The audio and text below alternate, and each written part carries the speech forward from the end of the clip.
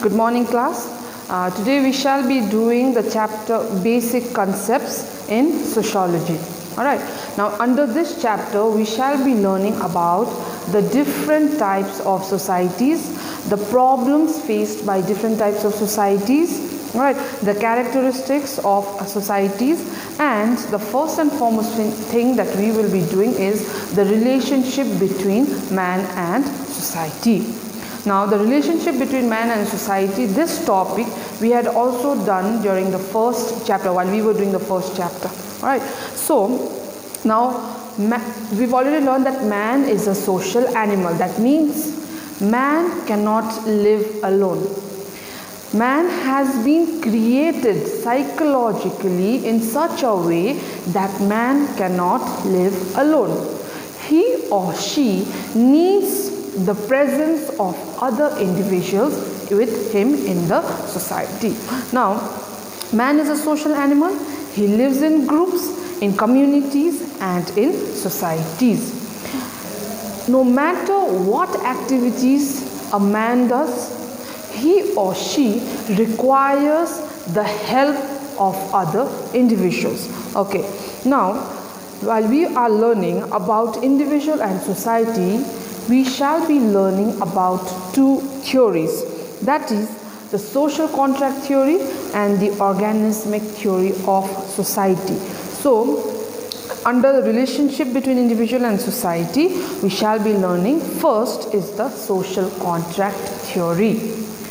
Now, like I said, man was living in groups, alright, in small groups. He did not have a society, an organized society was not present. But what happened is these individuals or small groups of initially when society as an organization was not created, man lived along with his family or with his family in a nuclear family, and the society was also not developed, and the group of people or those family were moving from one place to another because they led a nomadic life, meaning they did not stay permanently in one place. They were gatherers, they were hunters. So for collecting food and hunting animals, they were moving from one place to another. And like I said in the first chapter, because they were moving from one place to another, they came in contact with other small groups.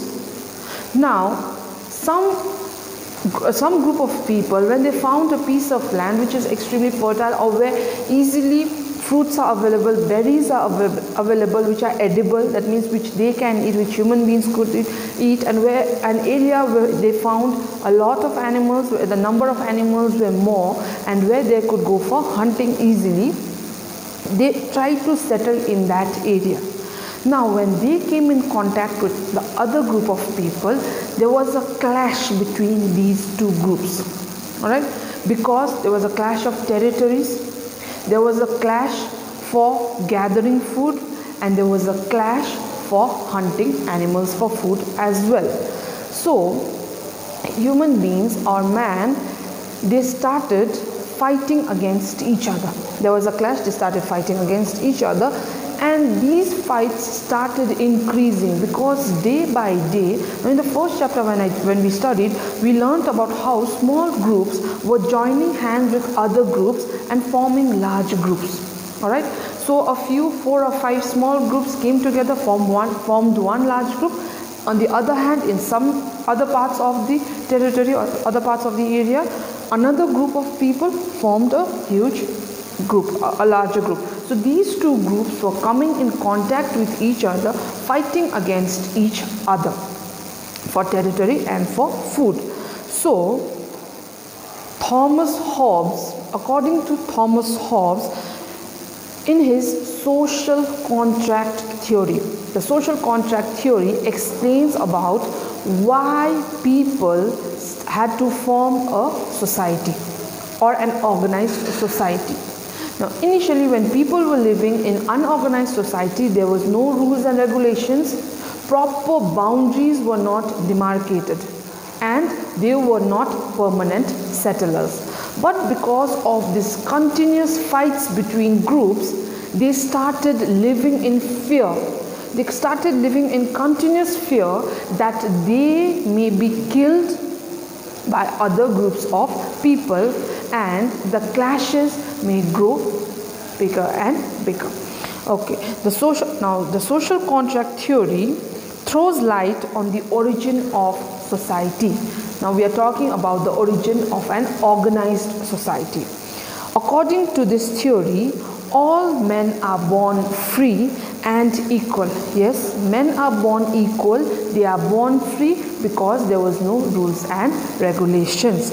So when men was born free and when there was no rules and regulations, the activities of the people could not be regulated. That means there was no administrative power that could check the activities and limit the activities of the people. Anybody and everybody could do anything and everything. There was no rules and regulations. So, according to Thomas Hobbes, society came into being, that means society formed as the need for the protection of men against the consequences of their own actions. That means, according to Thomas Hobbes, society was created because man was in danger against his own actions. Meaning, man was not following certain rules and regulations. Actually, there was no rules and regulations to be followed. So they started exploring the entire world. They started moving from one place to another without even thinking about other people. So when these two started clashing, that means because of their own action, because they are not regulating their actions, they are not controlling their needs and desires. So they started, now that action, they started going against each other, and that action of exploring and exploiting nature without leaving for the other group, that action went against their own people. So man was always in conflict with his neighbors on account of his selfish nature. Alright, so every man was an enemy to every other human beings. So this continued for many years. Now, at one point of time, man realized that they could not continue with their selfish nature, because as human beings, we cannot live continuously in danger. There will come a time where you will always certainly think that your actions are affecting you in a negative way. So what they did is, according to Hobbes, they signed a contract, not literally signed with a pen and paper, but they agreed to a reason that now they will be demarcating. That means they will be creating boundaries for different societies, and they will also follow rules and regulations. Now, when we were doing the first chapter, I told you how society, initially people were not thinking, they were not reasoning, but later on they started thinking and they started reasoning, they started observing, they started taking interest in the activities of the nature, excuse me, and also of the human beings, and they started gaining education also on the later stages. So because of this understanding, they finally understood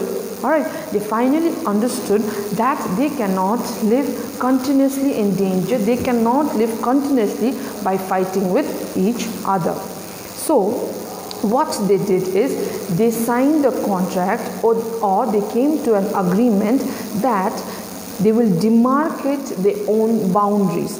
So they started planning, and regarding this, Hobbes has also written a book. Now, Hobbes in his book Leviathan has made it clear that man found nothing but grief in the company of his fellows. That means he was extremely sad most of the time when he was in the company of other people, because they were fighting with each other. Now, since the conditions in the state of nature were intolerable, that means they were fighting with each other and they no longer could tolerate that chaos in the society, men longed for peace. That means they started yearning, they wanted peace, they no longer wanted to fight with each other. Now the people entered into a kind of social contract to ensure for themselves security and certainty of life and property. So like I said, they started demarcating their own areas. So what people started doing is, initially they were nomads, they were moving. Suppose if this was a piece of land, nobody thought about anybody, they were selfish and they were moving from one place to another, killing animals, collecting fruits and berries and eating. Alright, and they did not think about anybody. So what happened is they started fighting against each other. But after they got into a social contract, they realized that continuous fighting was not possible because a lot of tension was created. Now what happened? They started demarcating, that means creating a boundary, and then the different types of society was formed with certain boundaries. So in the modern society, if you say what is the definition of society, here we are asking about what is the definition of an organized society. So a society is an area which has their own demarcated boundary.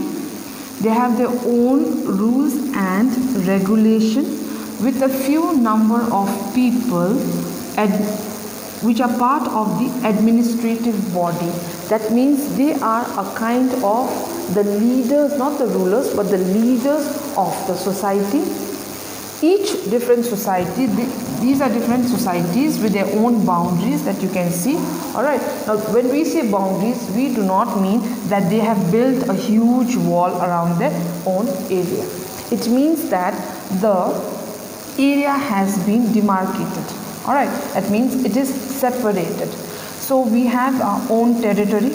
Alright, and we have our own leaders also, and the rules and regulations of different societies are also different from each other.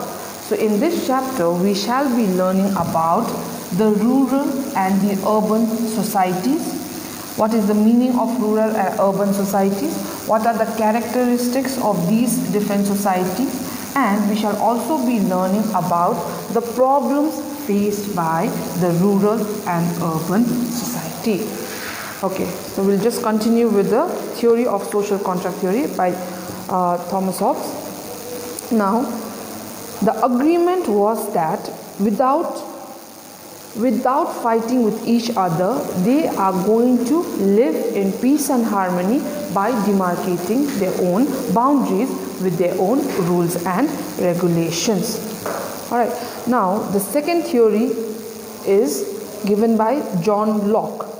Now, John Locke believed that man in the state of nature was enjoying an ideal life, a liberty free from all rules and regulations. They were their own masters.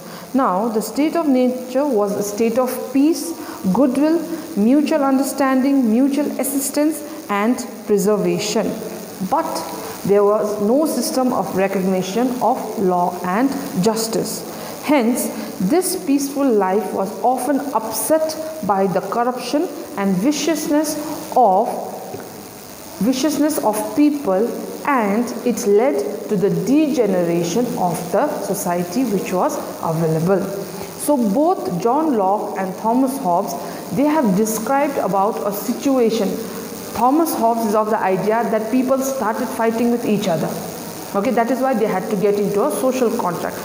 John Locke, on the other hand, he is also of the idea that people, they were living freely, but he does not emphasize on the fact that they were fighting against each other.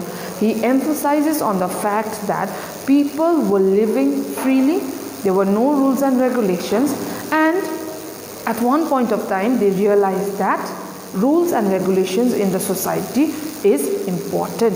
That is why they got into a contract or an agreement and then formed the organized society. So the main difference between the theories given by Thomas Hobbes and John Locke is that Thomas Hobbes thought that people, alright, he was of the understanding, or he was of the opinion that people were fighting against each other because of their own selfish requirements, and because of this they got into a social contract. And John Locke, on the other hand, thought that people were freely living in the society without rules and regulations, and at one point of time they felt that rules and regulations is important in the society. So that is why they created an organized society with their own boundaries and with their own rules and regulations. Okay. We shall be doing till here today. In the next class, I shall be doing the different types of societies, that is the urban society and the rural society. Thank you.